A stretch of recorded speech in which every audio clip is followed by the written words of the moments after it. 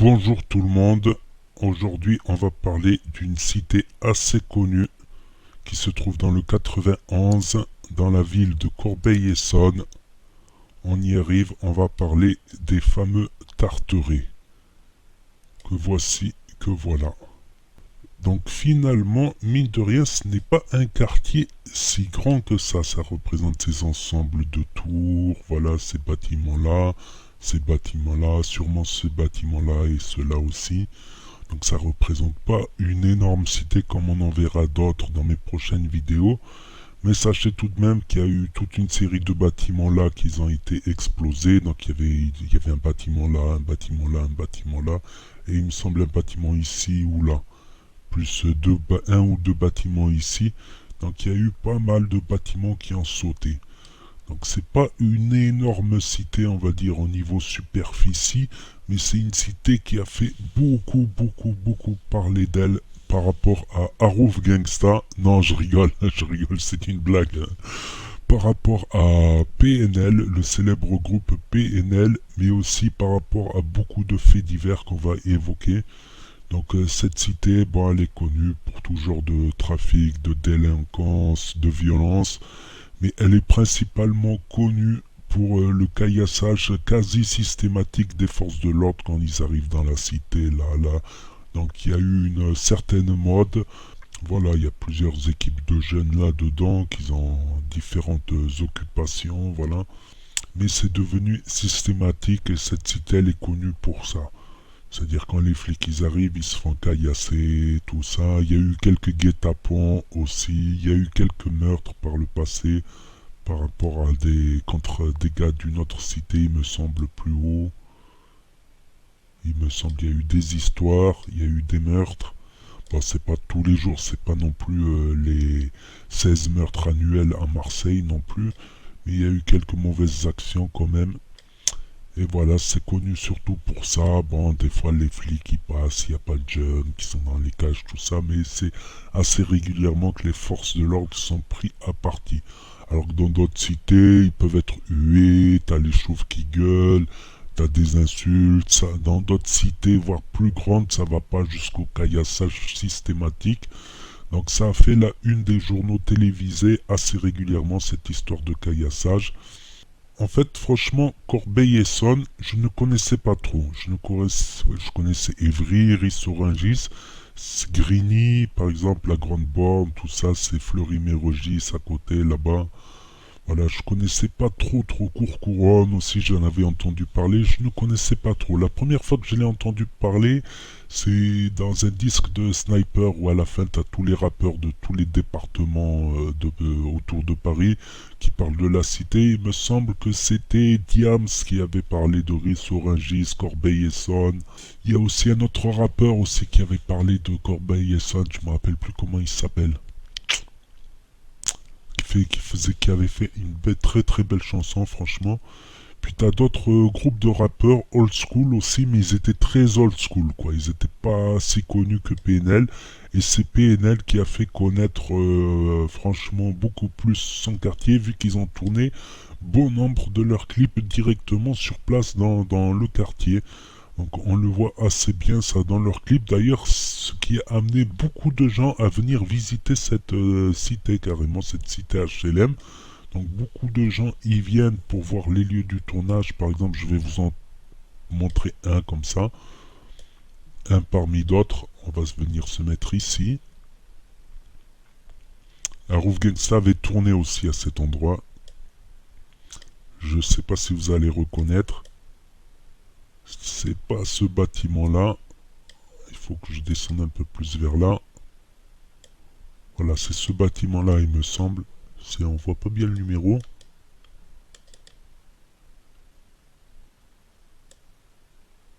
Il me semble le 27. Ouais, c'est ce bâtiment-là où PNL et Harouf Gangsta ont tourné. Donc des gens, ils viennent devant cette cage d'escalier. Il y en a même qui ont fait des vidéos sur YouTube. Après, quand on dit, voilà, Corbeil-Essonnes, les Tarterets, personne ne peut rentrer étranger au quartier, c'est totalement faux. Il y a des gens qui peuvent venir. Après, il faut pas se faire soupçonner d'être un indique ou un policier, voilà. Il y a quelques youtubeurs qui sont venus, qui ont pris quelques plans photos, tout ça.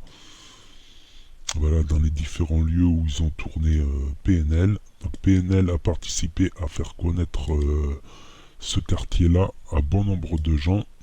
Donc voilà, c'est un quartier qui fait peur, mais bon, il y a quelques incidents, il y a quelques équipes, forcément, mais bon, ça se voit que c'est un quartier où il y a au moins 1000, voire 1500, voire 2000 habitants, largement, je pense, sans compter les autres maisons autour, tout ça. Donc c'est un quartier, voilà, après les immeubles sont pas en super bêta, faut avouer, c'est pas du super bêta. En général, il n'y a pas de carrelage dans ces immeubles-là, mais plutôt un plastique en guise de sol. Comment on retrouve dans les hôpitaux, il y a du plastique à la place du carrelage. Ça conserverait même mieux la chaleur thermiquement, franchement. Après, des gens sont libres de mettre des tapis, voilà. Après, faut pas croire que non plus c'est des favelas ou c'est des bidonvilles. Il y a plus malheureux, même si, voilà, des fois il y a des problèmes d'ascenseur, des fois il y a des problèmes. Tu dois monter tout ça à pied, voilà, des boîtes aux lettres cassées, des cages d'escalier cassées, certains des tags, des trucs comme ça, mais c'est pas non plus le Bronx, quoi, on va dire. D'ailleurs, j'avais oublié de dire, voilà, les Tarterets avaient été surnommés très tôt le Tarteret Zoo. C'est par rapport aux premiers rappeurs de ce quartier, justement. Les premiers rappeurs de ce quartier qui, justement, avaient surnommé leur quartier le Zoo en référence à leurs influences de rap américain. Et en Amérique, ben, tout le monde mettait Zoo après son quartier. Donc c'est venu en France cette mode de dire le Tarteret Zoo, tel quartier Zoo, 2001 Zoo, etc. Donc c'est devenu assez à la mode. Donc là on peut voir aussi une très jolie mosquée, certes sans minerai, mais une très belle mosquée façon type marocaine il me semble. Donc ça c'est plutôt pour les darons de famille qui travaillent, tout ça, ou les jeunes qui sont dans le din, dans la religion, il y en a. En général, c'est pas des mauvaises personnes, on va dire, celles qu'il y a dans la mosquée, c'est pas des radicalisés. C'est tu retrouves les jeunes au café en train de rigoler, parler.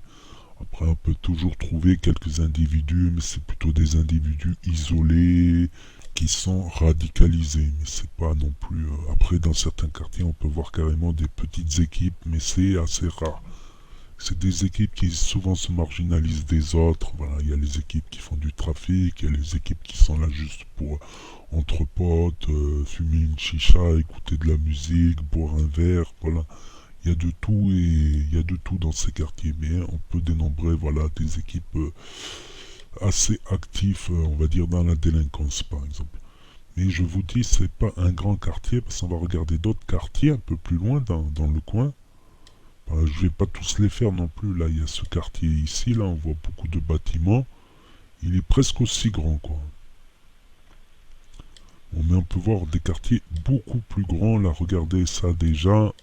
Regardez ces barres d'immeubles. On voit tout de suite l'architecture HLM, qui, je vous le rappelle, n'est pas non plus...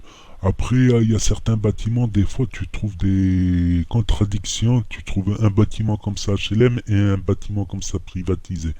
En général, même le bâtiment privatisé, enfin, on va dire, c'est des gens qui ont acheté et qui louent à pas cher non plus. Donc ça revient presque à un HLM privé. Là, on est à Ivry, par exemple, vous voyez les superficies des cités. Ça, c'est des cités plus grandes, par exemple, à Ivry. Beaucoup plus grandes. On reconnaît bien l'architecture.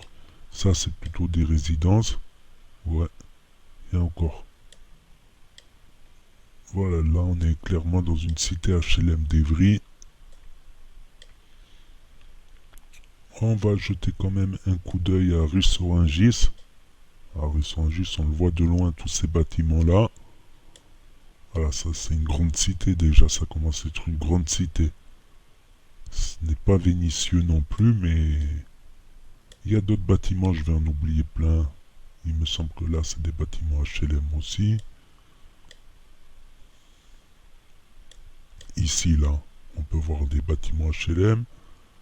Ça a l'air d'être des villas de fonctionnaires. Ça, en général, c'est plutôt des villas de fonctionnaires.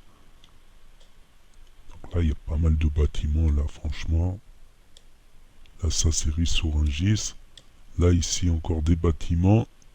Voilà, n'hésitez pas en commentaire à me dire à telle minute, tout ça, le nom de tel quartier, tout ça. J'ai pas fait toutes les recherches. Là aussi, ça a l'air d'être des sacrés bâtiments ici. là, là on est à la Grande Borne. Déjà la Grande Borne, ça commence à ressembler à du Vénitieux là. Voilà, avec les architectures typiques des années 70 HLM, voilà la Grande Borne. Assez connu pour son chanteur là, qui a fait assez rire tout le monde, avec son petit freestyle, j'avoue. Volume 2, KOS OG. Grigny la grande borne, une bite sur l'épaule, 3 cadavres sol, quartier Mahbol, face à l'horreur, nous sommes des tueurs, général de guerre, casquette en l'envers, les pecs en l'air, le bras choisi guerre. Tu gazotes en l'air pour le billet vert, je suis un braqueur, faut que le procureur, Le procureur. Bien joué, monsieur, dame. Là déjà la Grande Borne, ça commence à être une grande cité, mais franchement une petite cité comme les Tarterets, voilà, elle a fait beaucoup parler d'elle franchement. Là ces bâtiments là, on les a vus. Là aussi il me semble qu'il y a des bâtiments, pas mal de bâtiments là. Comme je vous ai dit, il n'y a pas non plus une énorme différence avec une résidence, voilà, une résidence privée, bon, c'est certes mieux entretenu. Le nettoyage, tout ça, c'est beaucoup mieux entretenu. Il y a moins de dégradation, faut l'avouer. À une époque, j'en parlais même avec mon père parce qu'on voyait bien qu'au Maroc, déjà, il y a beaucoup de dégradation. C'est-à-dire que les gens, ils respectent pas énormément le matériel au Maroc. Beaucoup de dégradation. C'est pour eux, le matériel, c'est pas très important, on va dire. Alors que dans les résidences françaises, c'est très important. Là, qu'il n'y a rien qui est cassé. S'il y a quelque chose qui est cassé, c'est changé dans la semaine. Là, non. Là, on est à Vigneux-sur-Seine. La ville où aurait grandi Harold Gangsta, il y a déjà pas mal de bars là-dessus. Là, déjà, on est sur une grande cité, même si elle fait parler moins d'elle que les Tarterets. Les Tarterets qui représenteraient ça à peu près en bâtiment. Quoique les bâtiments des Tarterets sont assez hauts aussi. Faut dire ce qui est. Voilà, je ferai de temps en temps des petites vidéos comme ça. J'en oublie pas mal. J'essaierai de faire plusieurs secteurs. Et notamment des secteurs où j'ai été, où j'ai même séjourné, que je connais assez bien. Ça même un peu partout dans la France. Là, on revient au Tarteret. Donc voilà. Ouais, c'est des immeubles quand même assez hauts, on va dire. Donc ils en ont rasé, ils en ont détruit pas mal.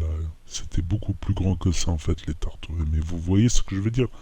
C'est pas non plus une énorme cité et on peut trouver beaucoup de cas pareils où c'est des cités qui sont pas énormissimes mais qui font beaucoup parler d'elles. Il y a beaucoup de jeunes, voilà, c'est des sportifs, ils font leurs études. Voilà, il y a de tout. Il y aura de tout dans les cités, mais c'est, faut dire, voilà, c'est des personnes souvent moins aisées que la moyenne des personnes qui vivent en ville. D'ailleurs, pour prendre un appartement ici, c'est que on veut un appartement pas cher en général pour faire des économies. Donc tu peux avoir aussi monsieur tout le monde qui habite là-dedans. Ça arrive des fois que par exemple un jeune un peu paranoïaque qui a trop fumé de hache, croit qu'un habitant c'est un indique de la police, il va l'accompagner jusqu'à chez lui. Dès que le mec il ouvre sa porte avec la clé, il dit voilà je suis chez moi, le jeune il l'embêtera plus jamais. Vous voyez le délire? Ça peut arriver des trucs comme ça, de paranoïa, qui est des flics, de la police et tout ça.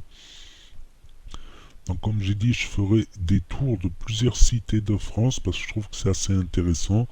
Voilà, avec le petit bonhomme ici, voilà, on peut faire un petit tour, visiter quelques cités, quelques quartiers, refaire une vidéo là-dessus pour voir les différents endroits où ils ont tourné PNL, là où il y a le petit jardin d'enfants, tout ça. Et je ferai aussi des quartiers où j'ai été, où j'ai séjourné, que je connais beaucoup mieux. Voilà, si ce genre de vidéo vous plaît, n'hésitez pas à mettre un pouce bleu comme j'ai dit. Et je vous dis à très bientôt. Tchuss!